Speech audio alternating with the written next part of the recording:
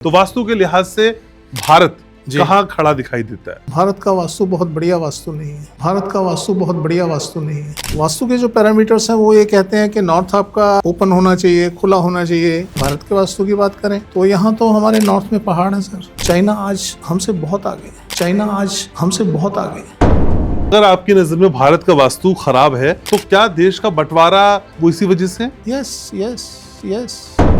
क्या वाकई विश्व गुरु बनने की कुवत है हम में? अगर ऐसा है तो कितने साल लग जाएंगे? आज भी हिंदुस्तान विश्व गुरु है। 8 साल हैं और 8 साल के अंदर ये इसका जो जहाज है वो ऐसे जाएगा। महंगाई हो, शिक्षा हो, क्या ये सारी चीजें भी देश के वास्तु को दुरुस्त करके ठीक कर सकते हैं? हम हिंदुस्तान को एक घर मान लेते हैं। एक घर का वास्तु बढ़िया नहीं है। उस घर में रहने वाला आदमी वो ईमानदारी से काम नहीं होगा, उसमें हवस रहेगी, हर चीज को जल्दी पाने के लिए उतावला रहेगा। आज सबको ये लगता है कि मैंने अभी सीखा है, कल से मेरी इनकम शुरू। मेरी गारंटी है अगर वास्तु खराब है, चांदी की मछली इतनी सी नहीं इतनी बड़ी ले जाइए घर पे, कुछ नहीं होगा। दिवाला निकलने से कोई नहीं रोक सकता।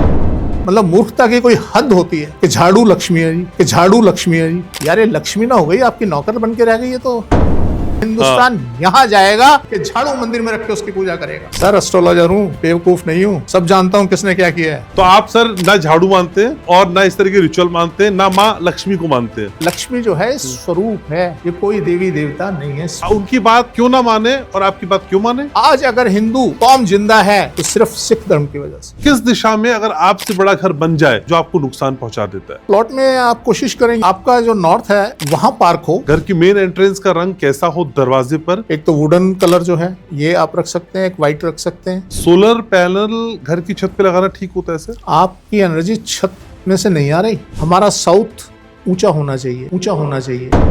क्या किया जाए वास्तु के हिसाब से? पैसा भी दे दे, पावर भी दे दे, नेम भी दे दे, फेम भी दे दे। प्लॉट टेढ़ा मेढ़ा ना हो, घर टेढ़ा मेढ़ा ना हो, नॉर्थ ईस्ट ओपन हो। कुछ वास्तु वाले डरा देते हैं कि जी नहीं वहाँ नॉर्थ ईस्ट में तो बाथरूम नहीं होना चाहिए। जिसके बाथरूम नॉर्थ ईस्ट में है वो आदमी खूब फल फूल रहा है। वास्तु के व्यापार का नाम दूसरा डर ही है क्या? जिनका नॉर्थ खराब होता है वो लेबर क्लास ही रहते हैं। वो सारी जिंदगी संघर्ष ही करते हैं। भाई साहब मैं टूटे हुए घर में रहता था। टूटे हुए घर में इतनी बुरी हालत थी, किराए का रेंट था 400 रुपए महीना। हम उस कोठी का किराया देते थे। मैं खाटू श्याम जी गया, धन इतना आ गया कि कमरे में बोरियां भर दी हमने। कि अगर पाने की चाहत और खोने का डर ना होता, ना भगवान होता और ना प्रार्थना होती।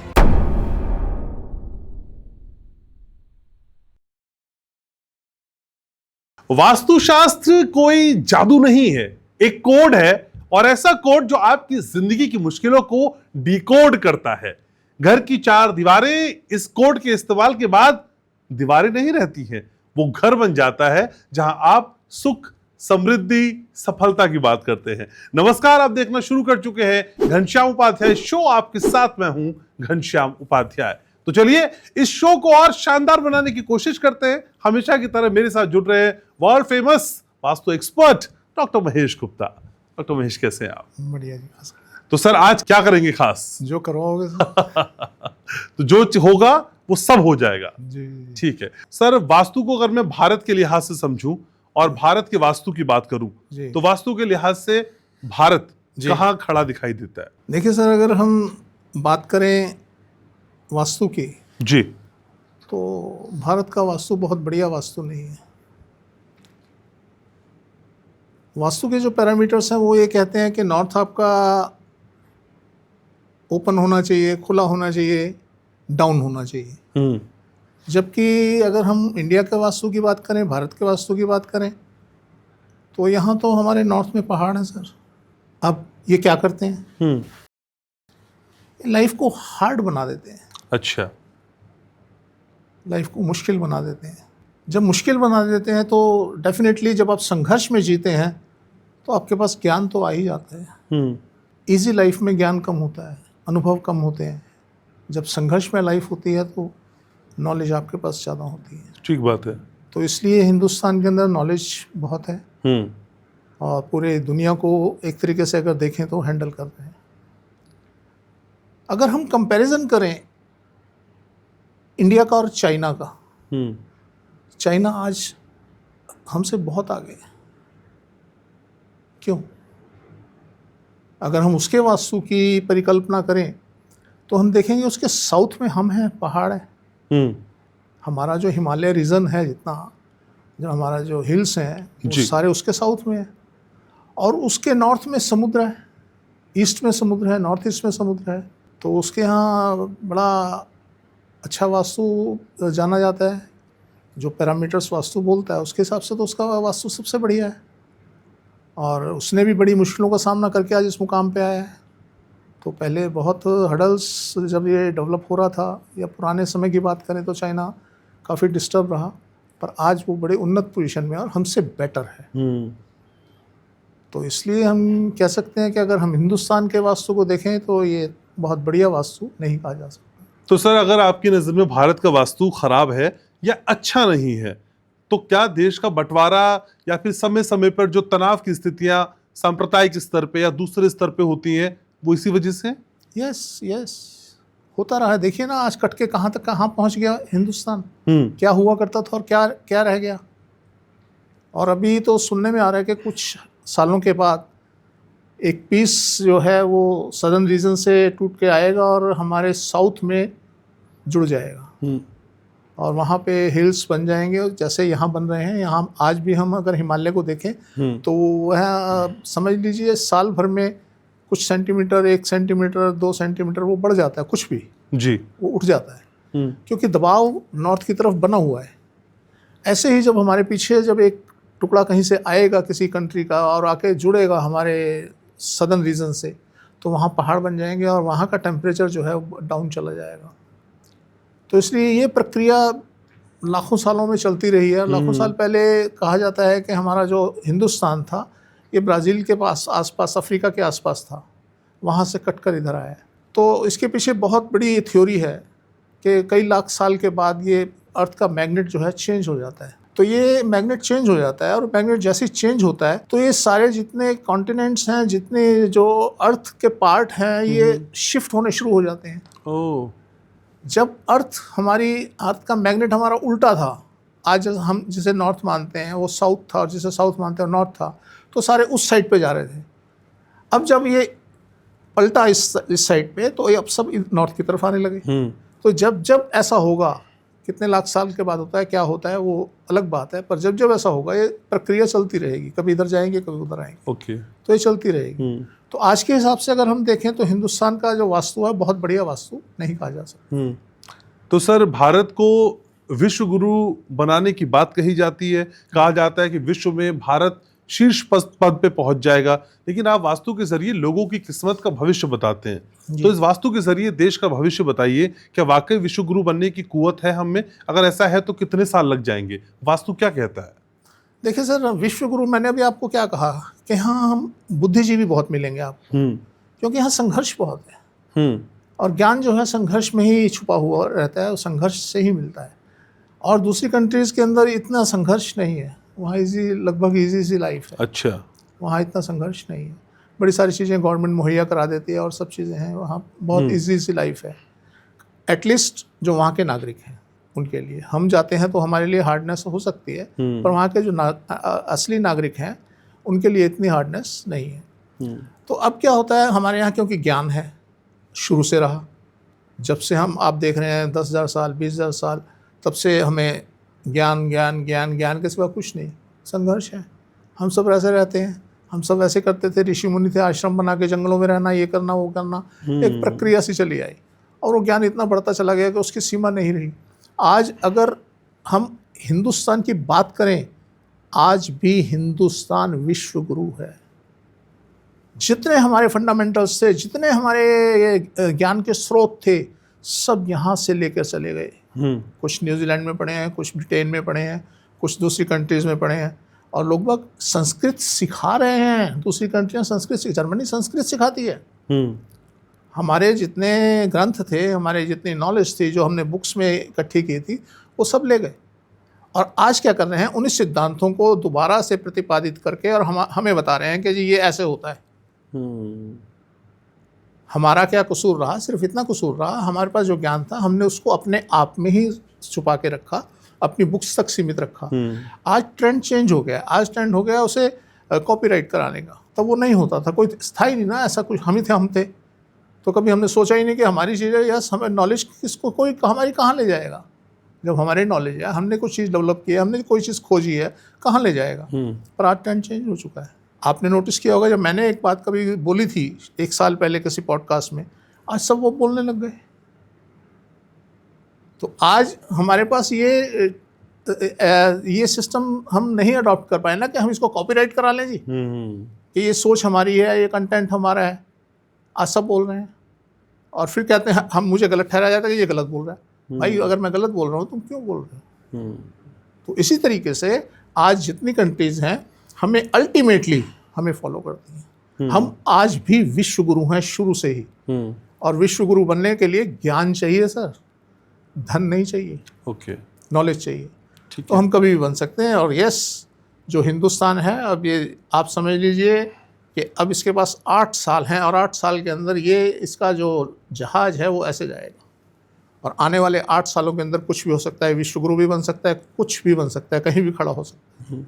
इसकी वो पोजीशन स्टार्ट हो गई है, 2025 से स्टार्ट हो गया है।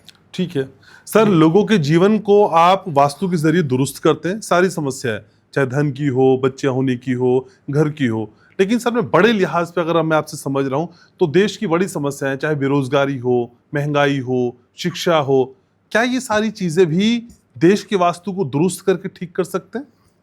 देखिए सर, मैंने आपको बताया हिंदुस्तान का वास्तु बहुत बढ़िया नहीं है।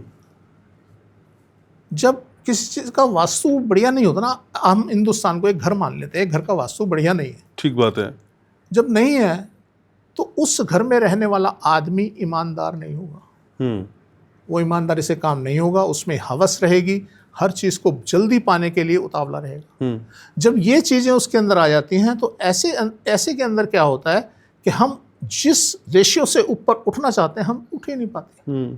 आज यहाँ पे जो सबसे ज़्यादा हम लोगों के अंदर हर चीज़ के अंदर है, आज कोई सब्जेक्ट ले लीजिए, कोई डॉक्टर ले लीजिए, कुछ ले लीजिए, कोई वास्तु कंसल्ट ले लीजिए, एस्ट्रोलॉजर, आज सबको ये लगता है कि मैंने अभी सीखा है, कल से मेरी इनकम शुरू हो जानी चाहिए, बस वो बाय हुक और बाय क्रुक।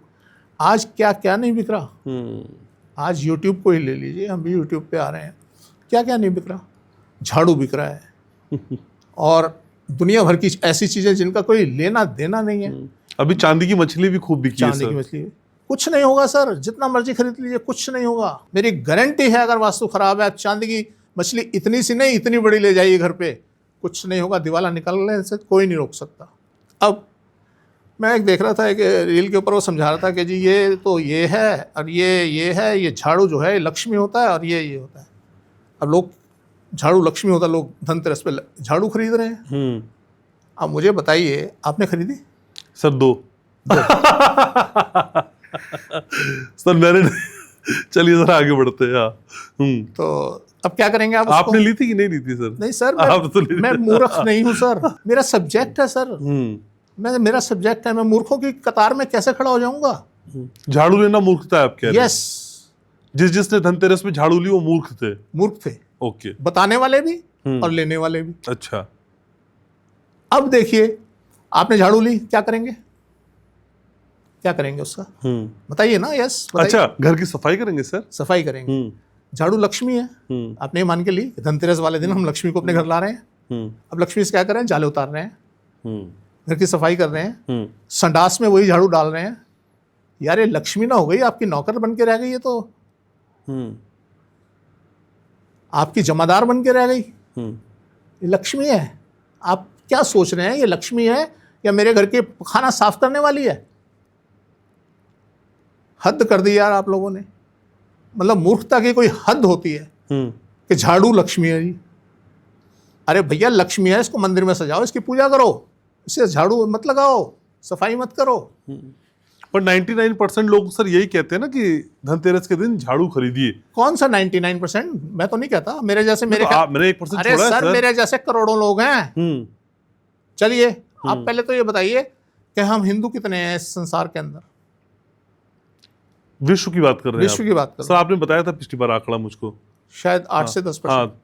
10 मान लेते हैं, 10 मान लेते हैं, 10 मान लेते हैं। ठीक है। हम 10% लोग ही तो ये कह रहे हैं। 10% में से भी आप मान लीजिए 50% लोग ये कह रहे हैं कि जी झाड़ू जो है तो धनतेरस पे लाना चाहिए। वो 5% लोग, दुनिया के 5% लोग ये कह रहे हैं, तो और वो साले बेवकूफ़ है 95%। वो क्या है, बेवकूफ़ है। उन सब वो आराम नहीं कर रहे। लोगों के अपने अपने जेट हैं यार, अपने हवाई जहाज लेके चलते हैं, रोज सुबह घर से ऑफिस जाते हैं, अपने जेट में जाते हैं, उठ के घर से बाहर निकल के। क्या कर दिया लक्ष्मी ने उनका? और मुझे बताइए, जितने अरबपति दुनिया में हैं, कितनों ने लक्ष्मी पूजा की? चले बताइए, उनके यहाँ लक्ष्मी नहीं है? सर हर धर्म की अपनी मान्यताएं होती है ना। मान्यताएं छोड़ दीजिए सर, आप आइए हकीकत के ऊपर। ये हमें हकीकत में घुसेड़ रहे हैं कि झाड़ू खरीदोगे तो तुम धनवान बन जाओगे। सर माँ लक्ष्मी हो चाहे शिव जी हो, इनकी बातें हमें बचपन से बताई जाती हैं, समझाई जाती है, तो विश्वास करना सिखाया जब जाता है। आप छोटे थे और आज आप हैं, तो आपकी आईक्यू में, आपके दिमाग में, आपकी बुद्धि में कोई फर्क आया है? आज आप भी छोटे, आज ही बचपन में ही हैं। सर ये तो अमुक व्यक्ति की अमुक राय हो सकती है ना, कि किसी को भगवान पे विश्वास है, किसी को नहीं है। बात यहाँ भगवान की नहीं है, लॉजिक की है। एक झाड़ू को आपने देवता बना दिया, भगवान बना दिया, लक्ष्मी बना दिया, और उसको घर में लाके आप क्या कर रहे हैं? उससे सफाई कर रहे हैं, उसको पखाने के अंदर डाल रहे हैं, उससे सफाई कर रहे हैं, उससे जाले उतार रहे हैं। अरे यार सर वैसे जो धनतेरस में झाड़ू लाया जाता है, उसे मंदिर में रख के पूजा की जाती है। आपने रखा? हाँ बिल्कुल, मंदिर में रख के उसकी पूजा की जाती है। अब क्या करोगे उसका? मंदिर में रहती है सर, वो हमारे यहाँ तो मंदिर में रहती है। क्या बात है आपकी, बहुत तरक्की करेगा हिंदुस्तान। अभी आप मुझसे बात कर रहे थे कि हिंदुस्तान कहाँ जाएगा, हिंदुस्तान यहाँ जाएगा कि झाड़ू मंदिर में रख के उसकी पूजा करेगा। हिंदुस्तान यहाँ जाएगा। और ये हिंदुस्तान में क्यों बिकता है सर? बाहर क्यों नहीं बिकता? वो इंसान नहीं है? वो इंसान नहीं है क्या? उन्हें समझ नहीं है कि झाड़ू खरीदने से हमारे यहाँ दौलत आ जाएगी। मेरे ख्याल बिल क्लिंटन, क्या नाम है उसका, और वो टेस्ला वाला एक वो जो है, इन लोगों ने झाड़ू खरीदे थे, तभी इतने रईस बने हैं। ये रहस्य हमारे हिंदुस्तान में ही बताया गया सर, कोई नहीं बता सकता। तो इसलिए सर झाड़ू खरीदें और उसकी पूजा करें, सिर्फ उससे ना सफाई करें, ना उसे पखाना साफ करें, कुछ ना करें। तो उसकी आप तो झाड़ू टूल नहीं है मतलब? टूल है सर, आपको किसी झाड़ू टूल नहीं है। आप सर मजे लेते हो। नहीं सर, मैं तो पूछता हूँ सर आपसे। नहीं पूछते नहीं हो सर। मैं तो सिर्फ पूछता हूँ। और ये जैसे एक संयोग है सर, कि मेरी और आपकी विचारधारा अलग है, एक ये बहुत बड़ा संयोग है। आप उस तरफ जाते हो और मैं उस तरफ जाता हूँ, और हम साथ में बैठते हैं। नहीं सर, मैं तो सारी जिज्ञासाएं आपके जरिए पूरा करने का माध्यम भरूं। मेरी अपनी कोई राय नहीं है। राय तो मेरे गेस्ट की होती है, मेरे मेहमान की होती है। मैं तो अपने व्यूवर्स के मन के सवाल लेता हूं। मेरे व्यूवर्स ने झाड़ू खरीदा तो हाँ, मैंने भी खरीदा। मेरे व्यूवर्स जो अपने सवाल भेजते हैं, मैं तो सिर्फ परोसता हूं आपको, और आपकी विशेषज्ञ राय जानने की मैं कोशिश करता हूं। मेरा मकसद तो सिर्फ इतना भर है सर इस पॉडकास्ट। और आपको मजे की बात बताऊं, जो राय देते हैं ना, अभी चलते हैं हम, क्योंकि ये पॉडकास्ट जब रिलीज होगा तब होगा। हम अभी चलते हैं। जिसने राय दी है ना कि झाड़ू खरीद के लाओ और पूजा करो, उनके घर चलते हैं, चल के देखते हैं कितना ने झाड़ू मंदिर में रखे हुए हैं। सर एस्ट्रोलॉजर हूँ, बेवकूफ नहीं हूँ, सब जानता हूँ किसने क्या किया है, कौन कहाँ बोल रहा है। हाँ, पूरी विद्या नहीं आती, कुछ आती है, जितनी आती है वो मेरे लिए बहुत है। तो सर ये रिचुअल्स और ये सारी प्रथाएं आप कहते नहीं होनी चाहिए, सब कुछ नहीं होना चाहिए? यार इतना थोड़ी बेवकूफ बनना चाहिए कि झाड़ू खरीद के लाओ जी और लक्ष्मी आ जाएगी, और लक्ष्मी, उस झाड़ू को लक्ष्मी बताया जा रहा है। आप लोगों की बुद्धि कहाँ गई? सर झाड़ू को लक्ष्मी नहीं बताया जा रहा है, बताया जा रहा है। मैं आपको रिचुअल है, इसे झाड़ू खरीदा जाए। सर मैं रील भेज दूंगा आपको। अच्छा, हाँ, लक्ष्मी बताया जा रहा है झाड़ू को, कि लक्ष्मी है जी। अच्छा, उसको ले जाओ अपने संडास में डाल दो। ऐसा भी कहा जा रहा है? कहा नहीं जा रहा, किया जा रहा है। ऐसा कहा तो ये जा रहा है लक्ष्मी है, किया ये जा रहा है उसको लाके अपने संडास साफ करो। अच्छा, तो सर बड़ा आहत होता हूं मैं ऐसी चीजों से, इसलिए मैं बोल रहा हूँ। और उसमें मेरे विचारों के अगेंस्ट आप भी हैं। नहीं सर, मैं तो किसी के साथ नहीं, मैं तो सिर्फ सर न्यूट्रल। अगर कोई झाड़ू कहता है, मैं उससे पूछ लेता हूँ कि झाड़ू क्यों रखना है। आप मना कर रहे तो मैं आपसे पूछ लेता क्यों नहीं रखना है।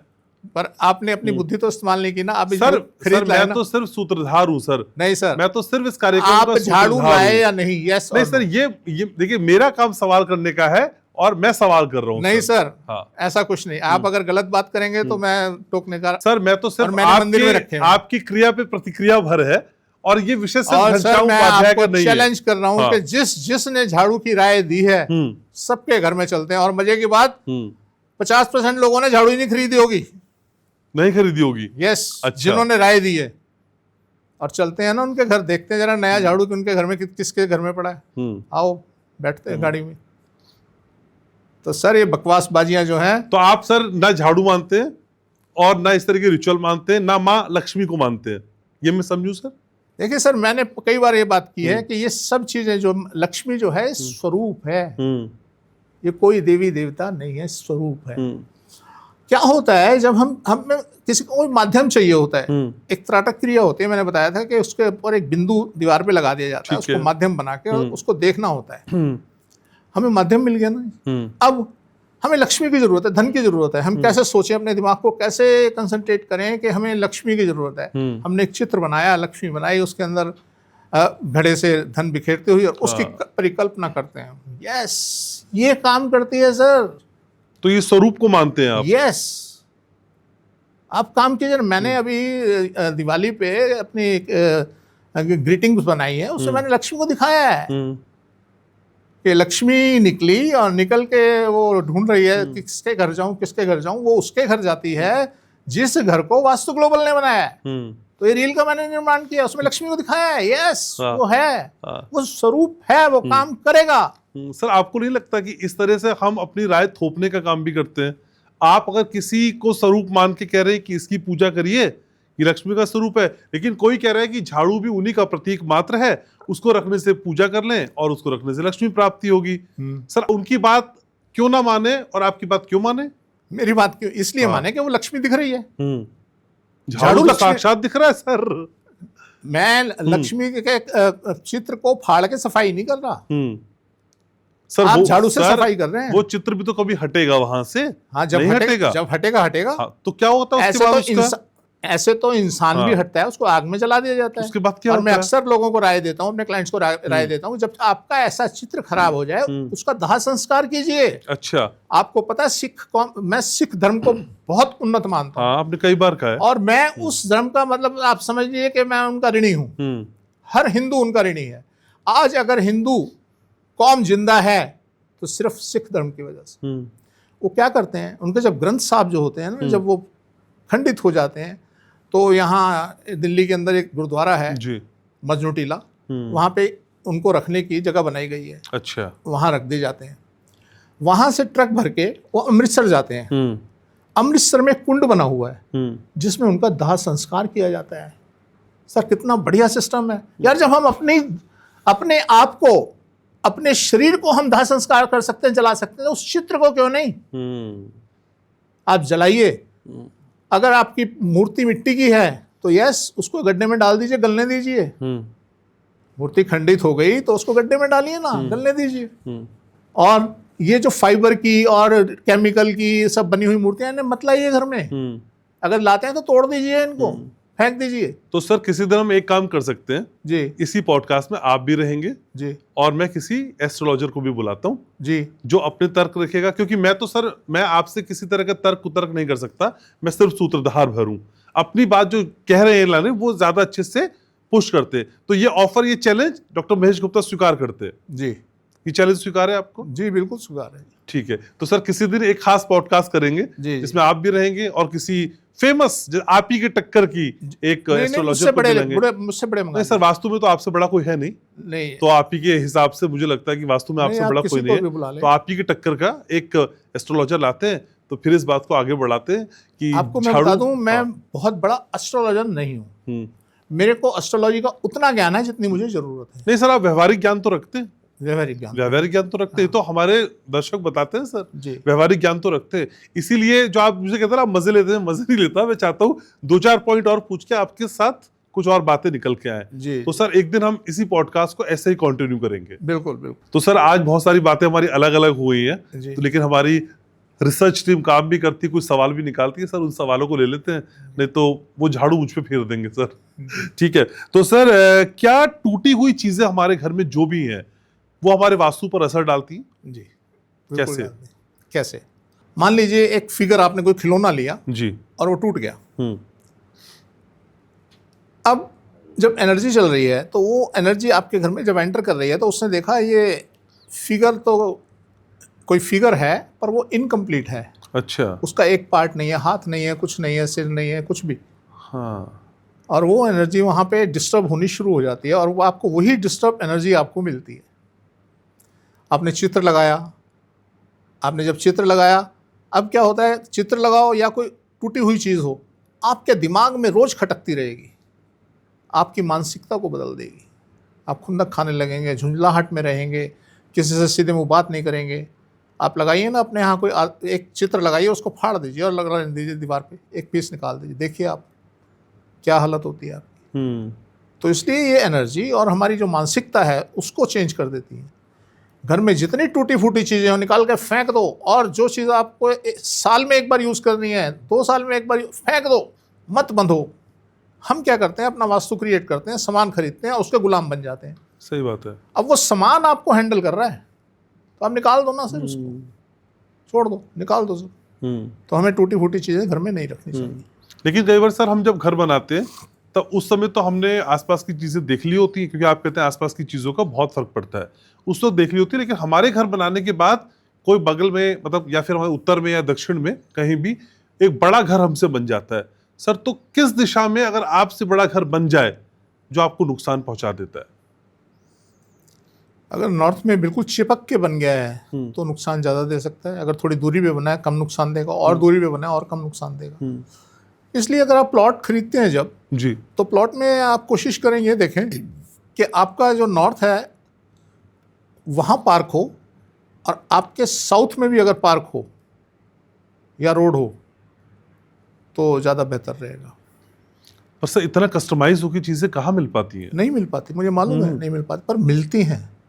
क्योंकि मेरे पास बड़े सारे क्लाइंट आते हैं जी, आप ढूंढ दीजिए, तो मैं जब अपनी टीम को लगाता हूँ और हम सर्वे करते हैं, जब ऑनलाइन सर्वे करते हैं तो वहाँ हमें ऐसी चीज़ें देखने को मिलती हैं, हमने दी हैं लोगों को निकाल निकाल के।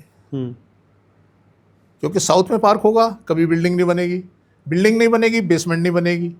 नॉर्थ में अगर आपके पार्क होगा बिल्डिंग नहीं बनेगी। तो अगर आपने 2 चीज़ों को आपने हैंडल कर लिया तो बहुत बड़ी बात है, बहुत बड़ी। आपने साउथ और नॉर्थ को ही हैंडल करना है, बहुत बड़ी बात। लेकिन सर अमूमन हम कई बार जब चीजें खरीदते हैं, चाहे प्लॉट हो चाहे फ्लैट हो, तो हम रेट पहले देखते हैं कि कम पैसे में मिल जाए और अच्छा मकान मिल जाए। तो सर कम रेट ज्यादा इंपॉर्टेंट है या सही वास्तु, जो हमें समझ में ही नहीं आ रहा है असल में? सही वास्तु। बाकी रही रेट की बात, हाँ, वो कम में भी मिल जाता है सर, ऐसी बात नहीं है। ऐसी बात नहीं है, अगर आपके पास पैसा कम है तो डेफिनेटली उसमें कहीं ना कहीं आपको अच्छी चीज़ मिल सकती है। ऐसा नहीं है कि हम 10 करोड़ 20 करोड़ पे ही जाएं, आपको लाखों में चीज़ मिल सकती है। ठीक है सर। कई बार हमने देखा है कि घर में कि जब छोटे प्लॉट होते हैं तो हम किचन नीचे बना लेते हैं, लेकिन वॉशरूम उसके ऊपर बनाते हैं। तो अगर ग्राउंड फ्लोर पे हमारा किचन है और उसके फर्स्ट फ्लोर पे हमारा वॉशरूम है ठीक उसके ऊपर, तो ये सही रहेगा या वास्तु दोष उत्पन्न हो सकता है? देखिए सर, दो चीज़ें होती हैं। पहले तो बना करता था, संकन एरिया बनता था, जब हम बाथरूम बनाते थे संकन एरिया बनता था। संकन एरिया के अंदर पाइप जो है उसके जो नैनी ट्रैप वगैरह हैं वो डिफरेंट एंगल में देके और वहाँ से लेके जाया जाता था। तो पहले ये कॉन्सेप्ट होता था। अभी आजकल एक मॉडर्न कॉन्सेप्ट आ गया है वॉल हैंग का। वॉल हैंग WC लगती है।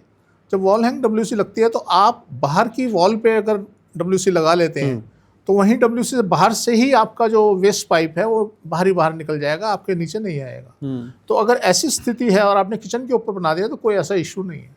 अच्छा। अदरवाइज वहाँ क्या होता है, वो लगभग 7-8 फीट का बाथरूम होता है, उसके अंदर आपके वो जो पूरा वेस्ट है वो चलता है और पड़ा रहता है, तो वो एनर्जी को बाधित कर सकता है। अच्छा। बाकी अगर ऐसी स्थिति है, आपने मॉडर्न डेवलप किया है वॉशरूम, तो उसमें अगर इस तरीके की स्थिति, वॉल हैंग लगाए हैं आपने और सारे दीवार के ऊपर ही हाइट में है बाहर की वॉल पे, और वहीं से वहीं बाहर जा रही हैं आउटलेट, तो कोई दिक्कत नहीं। लेकिन सर घर के दरवाजे को लेकर, हालांकि आप रंगों पे कुछ ज्यादा बताते नहीं है, लेकिन रंग घर का दरवाजा, घर की मेन एंट्रेंस का रंग कैसा हो दरवाजे पर कि चीजें बढ़िया हो जाएं जीवन में?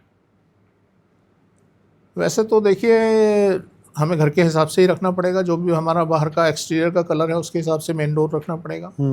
और उसमें हमारे 2-3 कलर जो हैं वो बड़े अहम रोल प्ले करते हैं।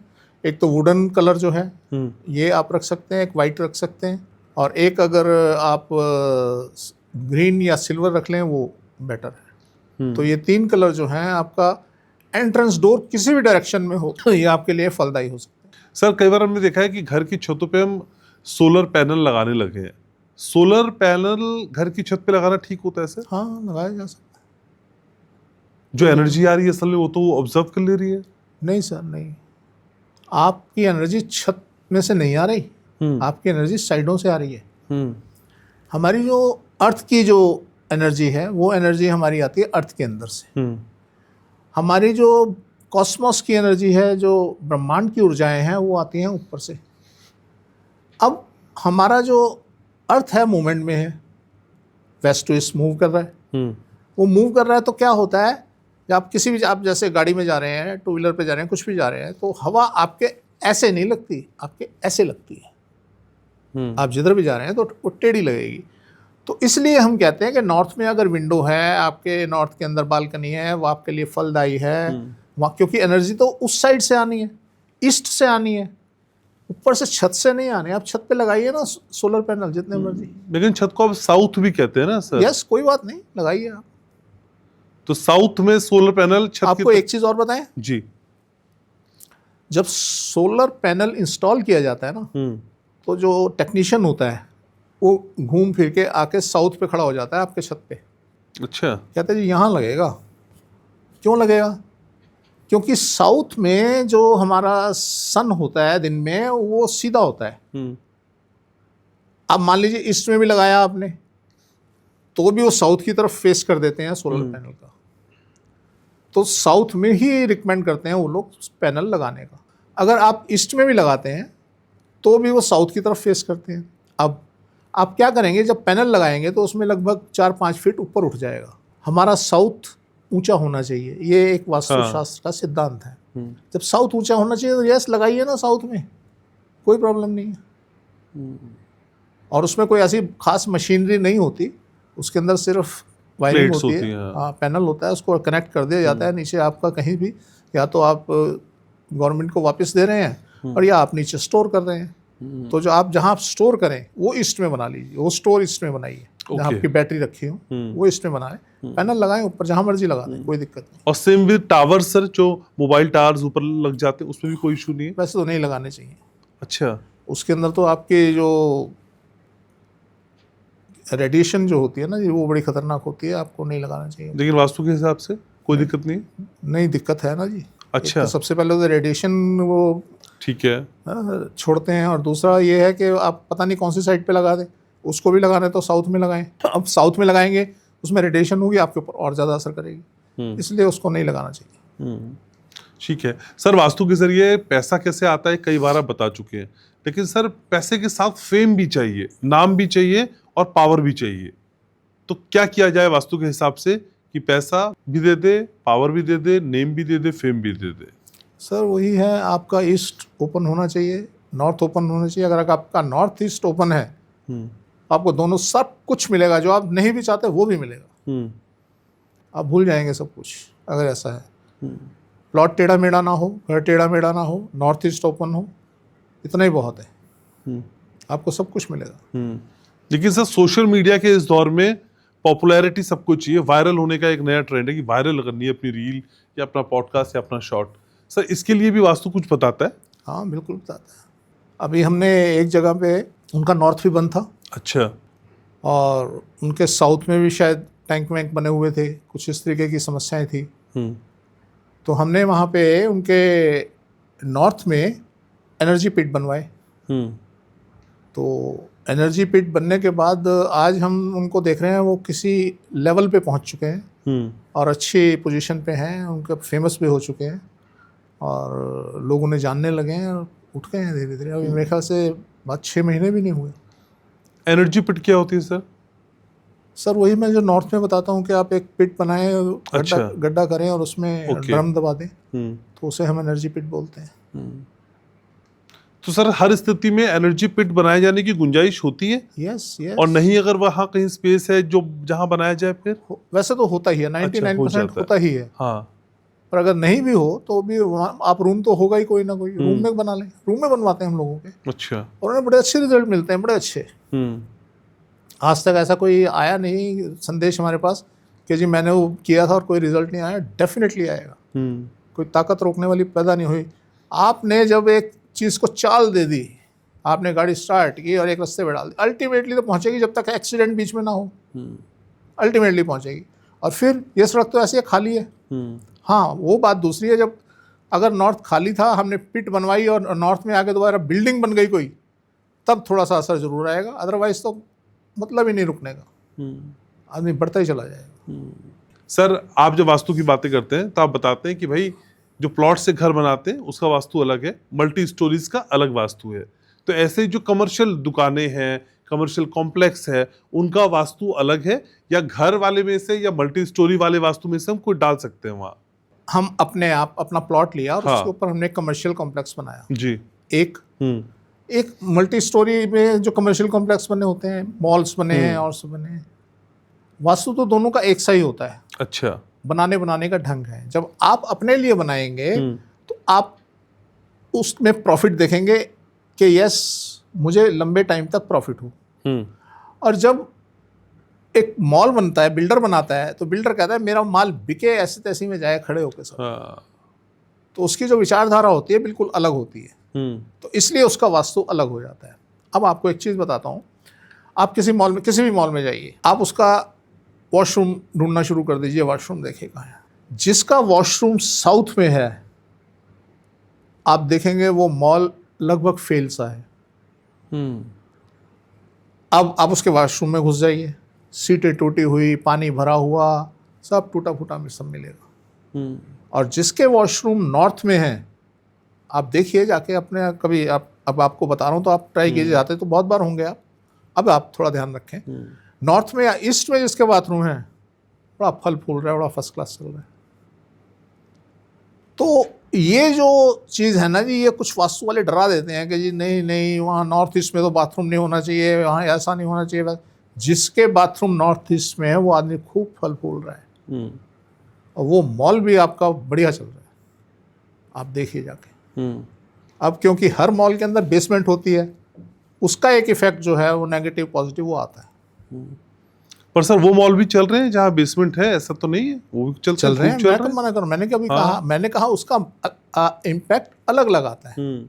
किसी के अंदर बेसमेंट है, उसके आगे भी एक मॉल बना हुआ है नॉर्थ में, उससे आगे भी बना हुआ है, तो क्या होता है, वो धीरे धीरे जो पीछे वाला मॉल होता है वो चलने लगता है, आगे वाले बर्बाद होने लगते हैं। मैंने ऐसे मॉल देखे हैं, ईस्ट दिल्ली में है, कड़कड़डूमा से लेके, कड़कड़डूमा कोर्ट से लेके, और उसके आप लाइन से चलते जाइए, उल्टे हाथ पे आप देखेंगे मॉल बने हुए हैं। आप देखिए क्या हालत हो रही है उनकी, खंडर हुए पड़े हैं, पपड़ियाँ उतरने लग गई, बुरे हाल बन के दिहाड़े।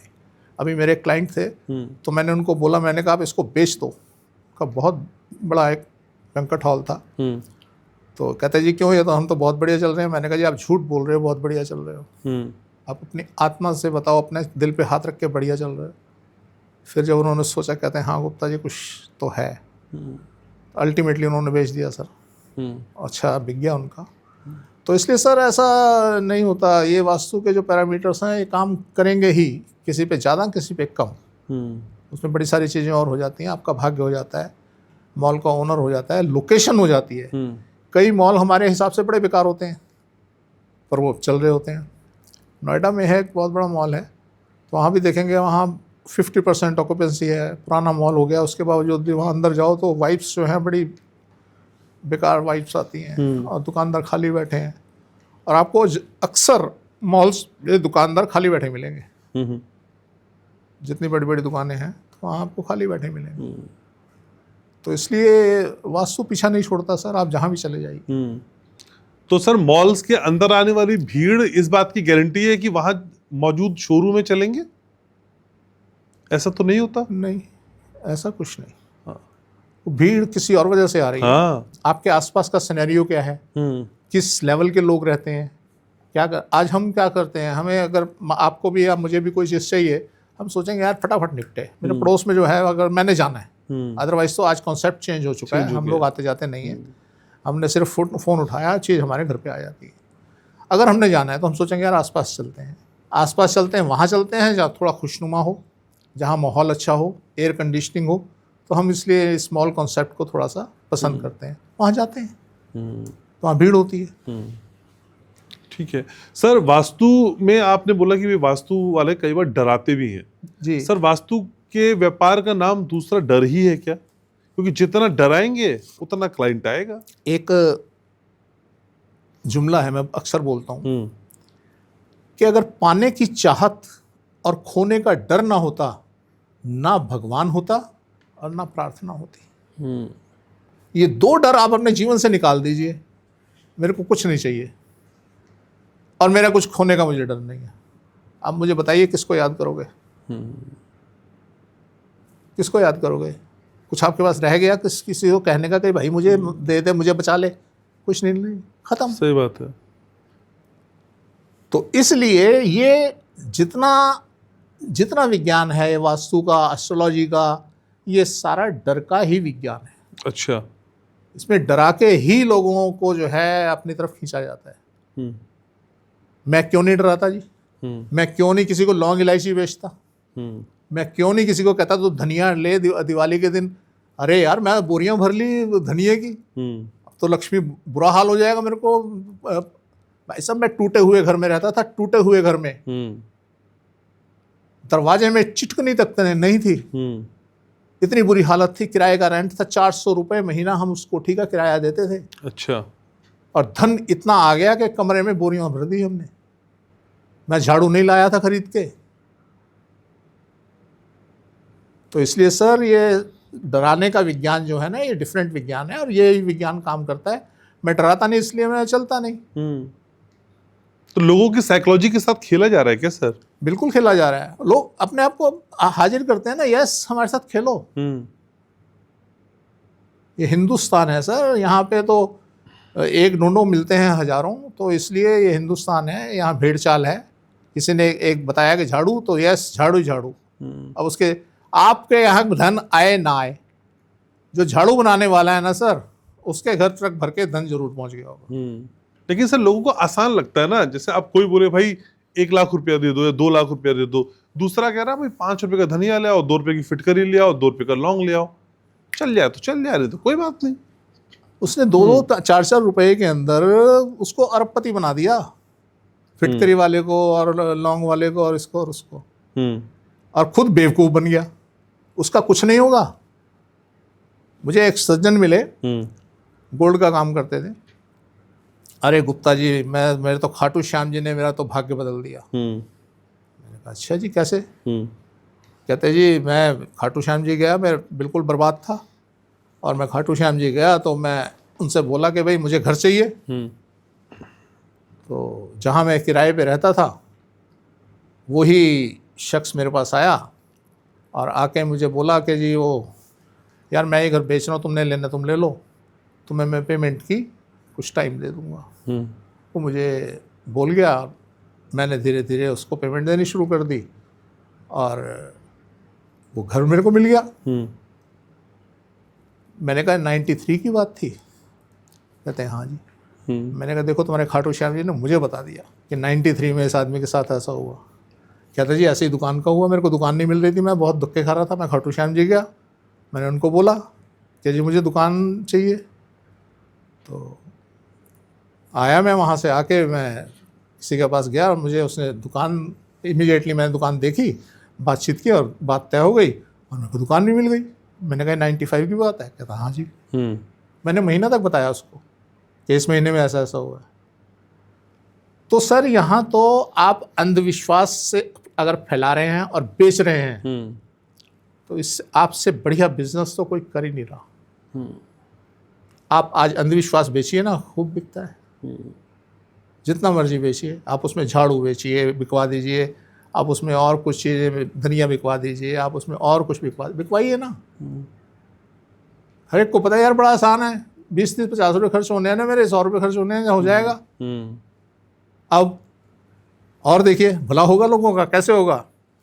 जिनका भाग्य बदलना है वो झाड़ू ले आया घर में। मैंने कहा यार मैं तो झाड़ू लाया था और मेरा तो भाग्य बदल गया, वाकई में मेरी तो लॉटरी लग गई। बदलना तो था भाग्य सर, वो झंडा लग गया झाड़ू का।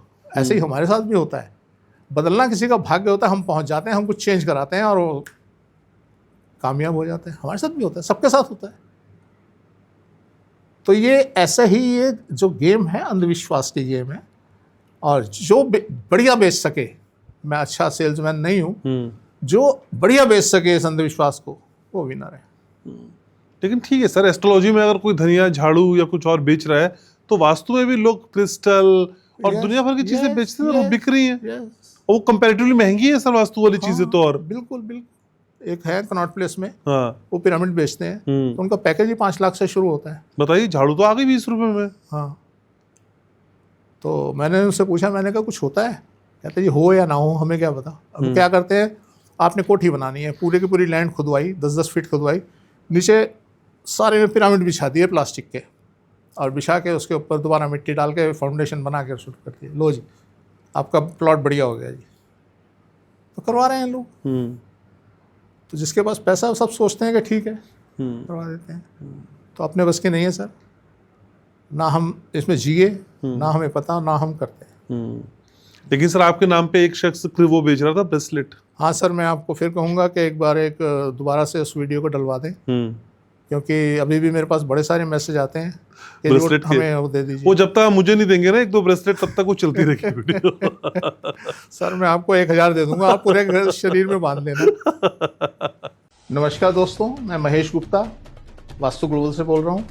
दोस्तों, बहुत सारे लोगों के कंप्लेंट आ रही हैं कि जी आप कोई ब्रेसलेट बेच रहे हैं या कोई और कंसल्टेंसी दे रहे हैं। अब मेरे को आप वो शख्स दे दीजिए जिसके भाग्य में कुछ ना हो, जिसके भाग्य में दुख ही दुख लिखे हो, उसने सारे जीवन गरीबी में काटना, वो शख्स दे दीजिए, अमीर बना दूंगा उसको। उस शख्स को ये हमारा ज़ोडिएक साइन ब्रेसलेट अपने हाथ में पहन लेना। ये ब्रेसलेट एक शक्तिशाली ऊर्जा कवच है जो आपकी लाइफ में पैसा, सफलता और सकारात्मकता को आकर्षित करता है। तो दोस्तों, कहीं नहीं, जो भी हम कुछ करेंगे अपनी वेबसाइट पे करेंगे। आप हमारी वेबसाइट पे जा सकते हैं। किसी तरीके से इस धोखे में ना रहिए, किसी को पेमेंट ना कीजिए। आप हमारी वेबसाइट पे जाएं, हमें कॉल करें, आपको रिप्लाई किया जाएगा। थोड़ा टाइम लग सकता है जरूर, पर आपको रिप्लाई जरूर मिलेगा। तो दोस्तों, ऐसी चीजों से बचें, हमारी इसमें कोई जिम्मेवारी नहीं होगी दोस्तों। लेकिन सर, ये अगर धोखे का खेल है, भ्रम का खेल है, डर का खेल है, और दूसरी तरफ आप कहते हैं कि हम विश्वगुरु बनने की स्थिति में भी है, सर दोनों चीजें एक दूसरे की विरोधाभासी है, कॉन्ट्रडिक्टरी है। मैंने आपको बताया ना जी कि यहाँ पे जीनियस लोग पैदा होते हैं, संघर्ष से वो जीनियस हो जाते हैं, संघर्ष कर करके। आप देखेंगे बड़ी बड़ी कंपनियों में आज हमारे इंडियंस जो हैं वो काम कर रहे हैं, और लेबर क्लास है।